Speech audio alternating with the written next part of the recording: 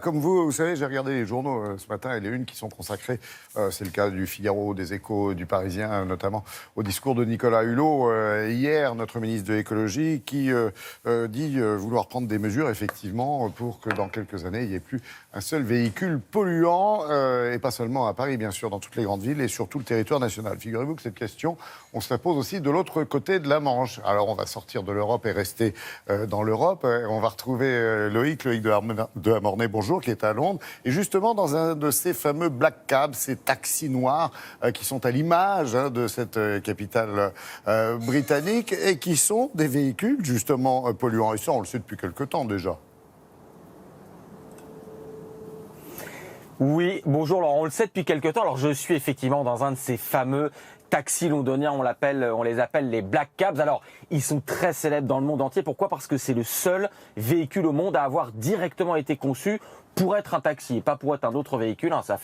Ils existent depuis l'après-guerre ici à Londres. Alors, ils sont très célèbres parce que vous le voyez, ils sont extrêmement spacieux à l'arrière. On peut être 5 passagers, on peut monter directement les bagages, les poussettes. Ils ont aussi un rayon de braquage très célèbre puisqu'ils peuvent faire demi-tour même dans une petite rue. Bref, ils sont très pratiques, mais vous l'avez dit, ils sont très polluants. Ils sont tous au diesel et c'est un symbole britannique qui, eh bien, vous l'avez dit, va devoir changer puisque toutes les villes se mettent au vert. Londres va aussi se mettre au vert et à partir de cet automne et de l'an prochain, eh bien, ces antiques black cabs vont devoir être remplacés par qui et par quoi ? Eh bien, vous allez le voir et peut-être vous rassurer en regardant ce reportage avec Laura Calmus et Élise Derbaumet. Tous les Anglais vous le diront, il y a à Londres des symboles éternels. Big Ben, les bus rouges et les célèbres black cabs. Y toucher serait un crime de lèse-majesté.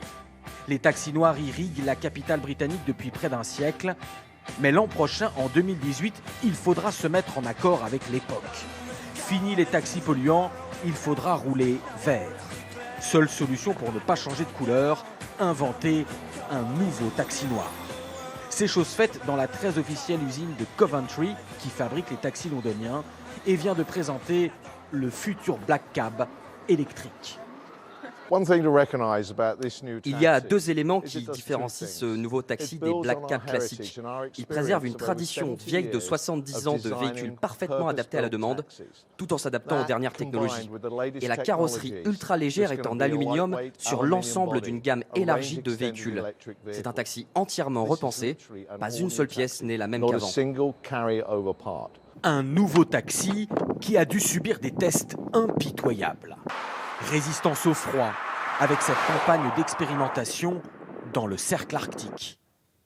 Résistance au chaud, dans les majestueux paysages de l'Arizona américain.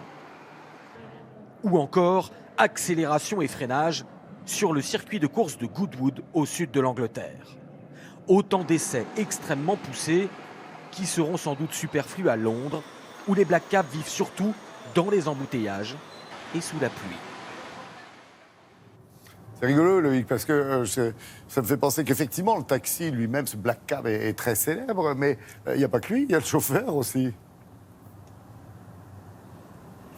Oui, et vous avez raison, Laurent, le chauffeur de taxi londonien est célèbre dans le monde entier. D'abord, pour sa courtoisie, parce que c'est vrai que les chauffeurs de taxi ici sont particulièrement sympas, mais surtout pour leur connaissance. Il y a même un mot pour ça ici à Londres qu'ils appellent le knowledge, qui veut dire évidemment savoir, connaissance, mais surtout qui est le nom de l'examen pour devenir chauffeur de taxi. Parce que pour s'installer à ce volant, ici dans un black cab à Londres, eh bien, il faut beaucoup étudier. Il faut étudier entre 3 et 5 ans. Et puis surtout, il y a un examen extrêmement difficile. Vous le voyez, on voit souvent tous les futurs chauffeurs de taxi apprendre avec un scooter à repérer chaque nom de rue. Et puis après, apprendre à tout mémoriser, à avoir vraiment les cartes et tous les parcours en tête. Ils n'utilisent jamais de GPS. Et c'est pour ça qu'ici, un chauffeur de taxi, quand vous lui demandez la plus petite rue, la plus inconnue, eh bien, il la connaîtra car c'est des années d'études avant de passer cet examen extrêmement sélectif, avant de pouvoir enfin s'installer dans ce black cab et devenir un vrai cabbie, comme on le dit ici, qui est le surnom, encore une fois, très prestigieux de ces chauffeurs de taxi.